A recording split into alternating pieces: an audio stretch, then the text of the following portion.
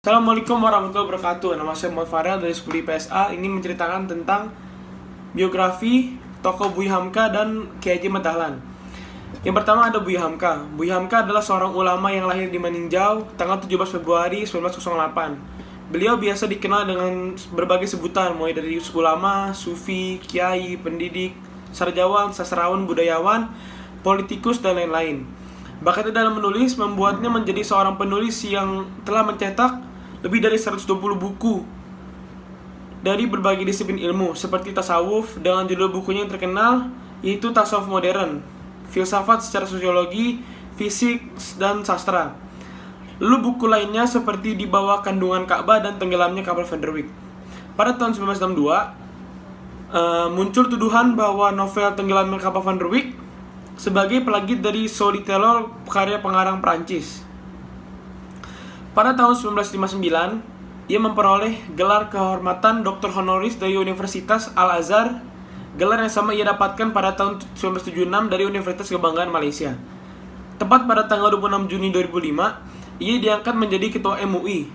Pertama kali menjabat, ia mengeluarkan fatwa MUI pada tanggal 7 Maret 1981 yang mendisikan larangan bagi umat Islam untuk mengikuti perayaan Natal. Fatwa ini menyebabkan berbagai kehebohan karena fatwa tersebut dilihat sebagai ancaman bagi keharmonisan antara agama sehingga menyebabkan Menteri Agama Alamiah Ratu Prawira negara itu memutuskan mengundurkan diri hingga akhirnya ia pun mencabut fatwa itu.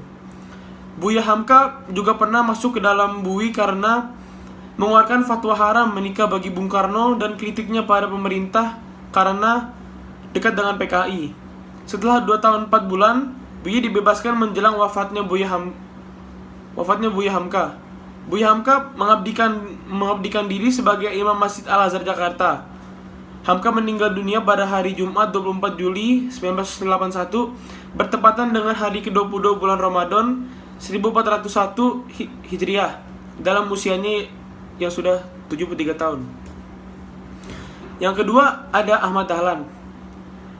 Ahmad Dahlan lahir pada tahun 1868 yang bernama Muhammad Darwish.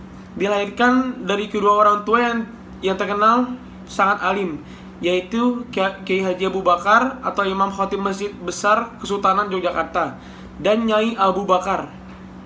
Sebagai pendiri Muhammadiyah, Kiai Haji Ahmad Dahlan sangat penggagas lahirnya Perserikatan Muhammadiyah pada tanggal 8 Zulhijjah 1330 Hijriah bertepatan dengan 18 November 1912. Pada tahun 1912, Ahmad Dahlan mendirikan organisasi Muhammadiyah untuk melaksanakan cita-cita perbaharuan Islam di bumi Nusantara. Ahmad Dahlan ingin mengadakan suatu perbaharuan dalam cara berpikir dan beramal menurut tuntutan agama Islam.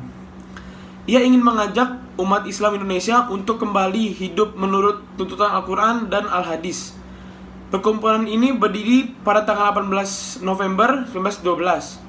Sejak awal, Dahlan telah menetapkan bahwa Muhammadiyah bukan organisasi politik tetapi bersifat sosial dan bergerak di bidang pendidikan.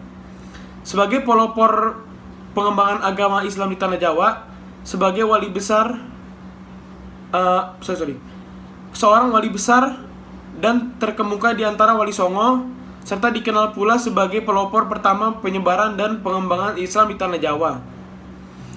Muhammad Darwish dididik dalam lingkungannya pesantren sejak kecil dan sekaligus menjadi tempatnya menimba pengetahuan agama dan bahasa Arab. Ia menunaikan ibadah haji ketika berusia 15 tahun. Pada usia 20 tahun, ia kembali ke kampungnya dan berganti nama Haji Ahmad Dahlan. Itu merupakan suatu kebiasaan dari orang-orang Indonesia yang pulang haji lalu mendapat nama baru sebagai pengganti nama kecilnya. Sepulang dari Makkah ini, ia pun diangkat sebagai Khatib Amin di lingkungan Kesultanan Yogyakarta. Sebagai ulama yang sangat sabar, gagasan pendirian Muhammadiyah oleh Ahmad Dahlan ini juga mendapatkan resistensi baik dari keluarga maupun masyarakat sekitarnya. Berbagai fitnahan, tuduhan, dan hasutan datang bertubi-tubi kepadanya. Ia dituduh hendak mendirikan agama baru yang menyalahi agama Islam.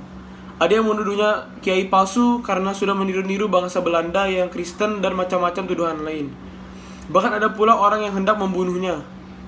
Muhammadiyah dipersalahkan menyerang aliran yang telah mapan dan dianggap membangun mazhab baru di luar mazhab 4 yang ada dan mapan. Muhammadiyah juga dituduh hendak mengadakan tasfir Al-Quran baru yang menurut kaum ortodoks tradisional merupakan perbuatan terlarang. Namun rintangan-rintangan tersebut dihadapinya dengan sabar, keteguhan hatinya untuk melanjutkan cita-cita dan perjuangan pembaruan Islam di tanah air bisa mengatasi semua rintangan tersebut. Sekian dari saya. Wassalamualaikum warahmatullahi wabarakatuh.